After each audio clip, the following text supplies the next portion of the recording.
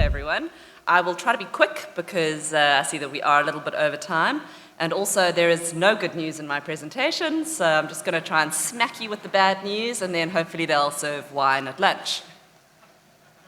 So I'm going to talk about a little bit more than just the energy outlook. I'm going to start with the state of the climate. I'm a climate scientist. I'm an ESG analyst. It's what's driving all these changes. It's where the Green Deal's coming from, as we've just heard about. So I have to start there. I'll talk a little bit about the South African policies and regulations, but I'll be very brief on that. And then carbon credit markets, also brief. Then a little bit more on the energy outlook and what's going on with load shedding. And then to end with, I'll talk about the expectation for ENSO for El Nino or La Nina in the upcoming season.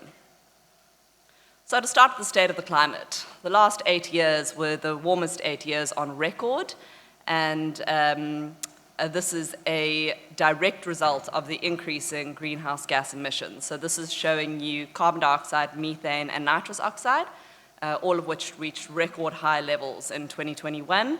And in 2022, as a result of the energy crisis, we saw emissions continue to rise, unfortunately. And this is despite a number of governments and companies trying to reduce emissions and coming up with more targets.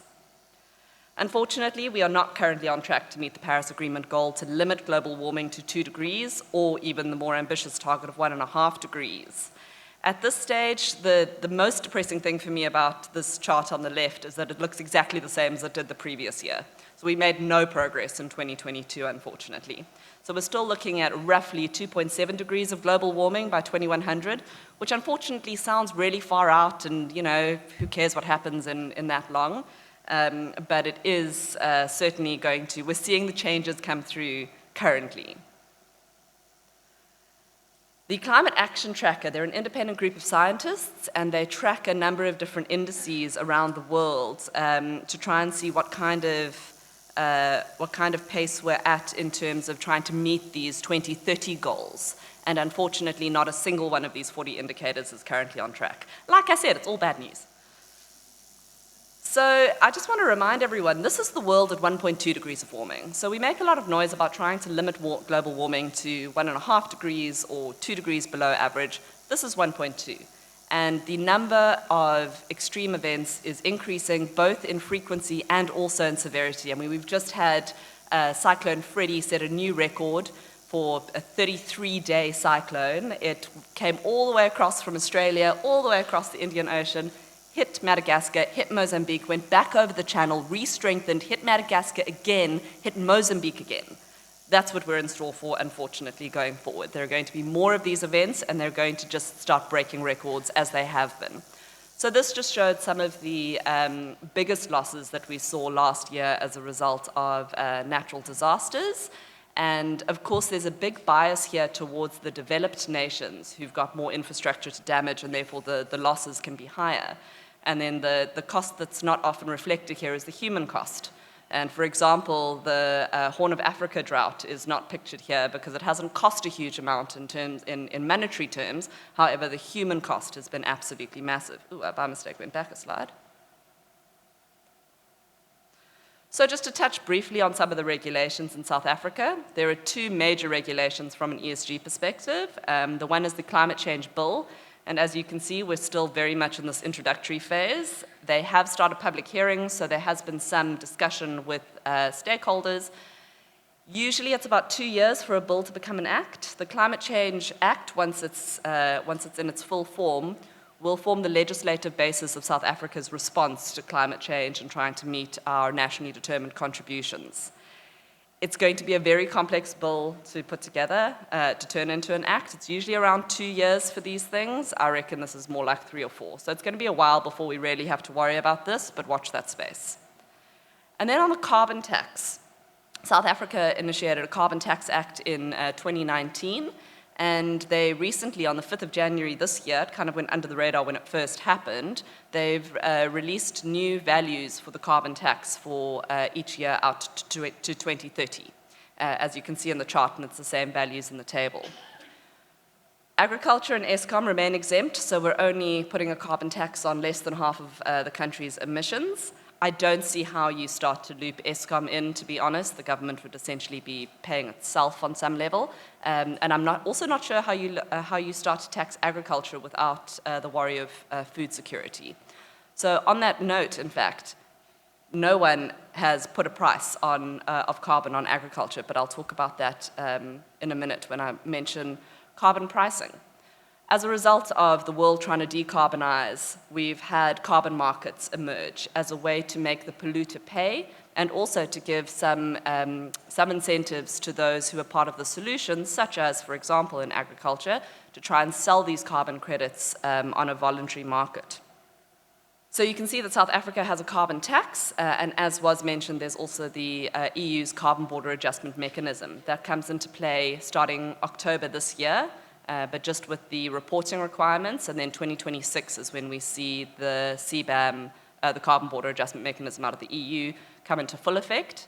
Agricultural products are not in the first list. They hope to expand it to all products imported into the country by 2030. So that is certainly something that's coming soon. As I mentioned, agriculture is not currently being taxed from a carbon perspective. It's one of the few sectors that we are not seeing anyone across the world put a price on, and with obvious reasons. No one wants to increase the cost of food. The only country that's even spoken about it was New Zealand, and they had protests immediately thereafter. So now on to the topic that I was actually asked to speak about, and here I will be terrible. And I also did want to mention, sorry, on the previous topic, looking at carbon credits. So Standard Bank has actually recently started a carbon credit trading desk. And I reached out to Lawrence Cole-Morgan, who started it, to find out more about how the citrus industry might get involved in this. And unfortunately, the established agricultural methodologies are mostly based around regenerative farming through no-till farming and changing grazing practices that improve your soil carbon content or reducing your methane emissions from ruminants. Citrus trees do sequester carbon, they do pull carbon out of the atmosphere, but there's an additionality clause in carbon credits where you have to be, in order to sell a credit, you can't already be taking the carbon out of the atmosphere, it has to be additional. So this alone isn't enough for credits. So Lawrence is investigating how to loop citrus in. I only gave him the heads up a couple of days before this presentation was due, so he didn't have much time to look into it for me. But if this is something that anyone is interested in, he would be thrilled to chat and try and find some way to loop the citrus community into the carbon credit market. And now onto the energy outlook for South Africa. I've borrowed very heavily in this section from my colleagues, specifically from Elna. Elna Mulman is the head economist at Standard Bank Research, and I'll share some of her views throughout this section of my slides. So I'm going to start with some of the slides in the CSIR, looking at electricity production in South Africa last year.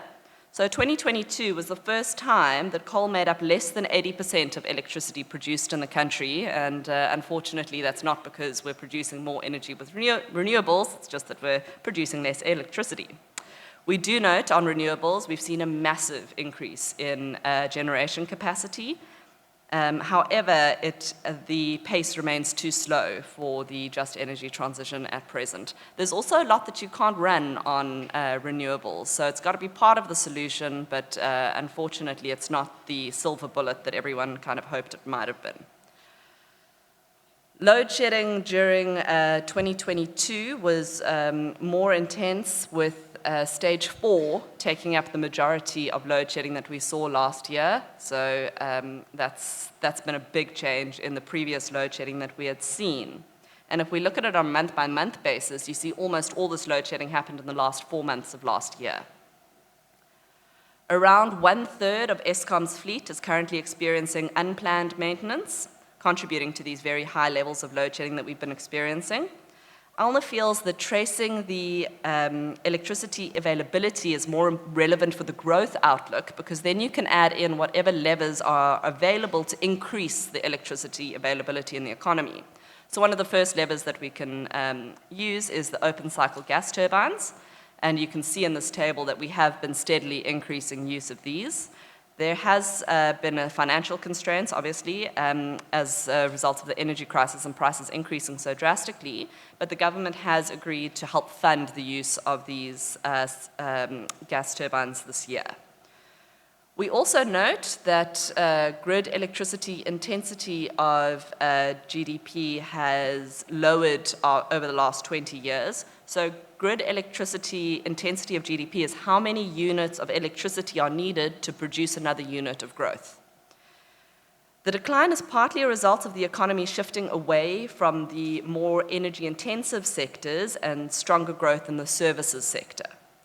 Sectors themselves are also becoming less energy intensive, although as you can see in the chart on the right, this is less true for agriculture than for other sectors. So agriculture has come down as much as possible, but unfortunately hasn't been able to decline in quite the same way. So on that chart on the right, it's the dashed dotted line.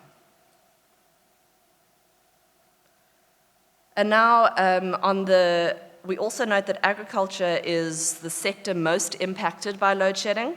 So this chart is, I found it very interesting. It shows you the impact on growth by sector for one stage of load shedding or 1,000 megawatts of load shedding every day for a year. You would see a 0.27% decrease in agricultural growth. So unfortunately, you can't scale this up and say, so for stage 4, you just multiply by 4. That's not quite how this works, because at stage 1 you've already got a kind of built-in loss and then it just gets worse. But I still found this very interesting, mostly because agriculture is all the way on the right there. Alna and team also track embedded generation, so the projects that are registered with NERSA.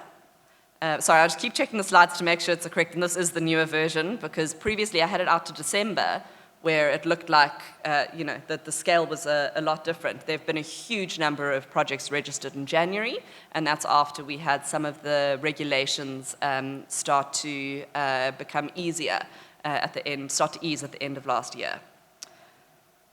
The NECOM plans, unfortunately, are to add more than 8,000 megawatts by the end of this year. Alna is factoring in 3,000. She's being very conservative with that.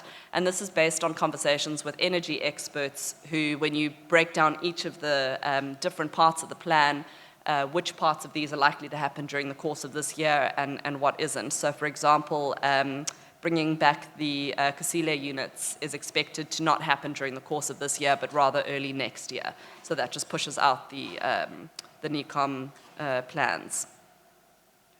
So all of this is to say that assuming the added generation, which we're seeing more and more come online every day, growth should come in at Alna's forecasted 1.2%, but of course all the risks to the downside do remain.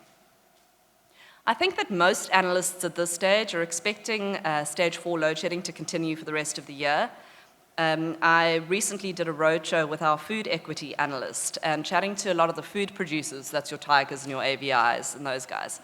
They're all trying to get ready for stage 6 to 8 load shedding during winter. So that's their assumption. And unfortunately, there are a lot of plants that there are lines they just have to shut down at those kinds of levels of load shedding. There's only so much you can manage. So they're quite well able to cope with stage 1, 2, 3, even up to stage 4 sometimes. But once you start getting into higher levels of load shedding, then these companies are really struggling to keep production going. As I said, it's not a great outlook story. The budget speech also announced some solar incentives for businesses and households. So the household incentive was a bit disappointing, but the incentive for business represents an attractive opportunity to start investing in solar. The new incentives essentially mean government is picking up around 44% of the initial investment cost in solar.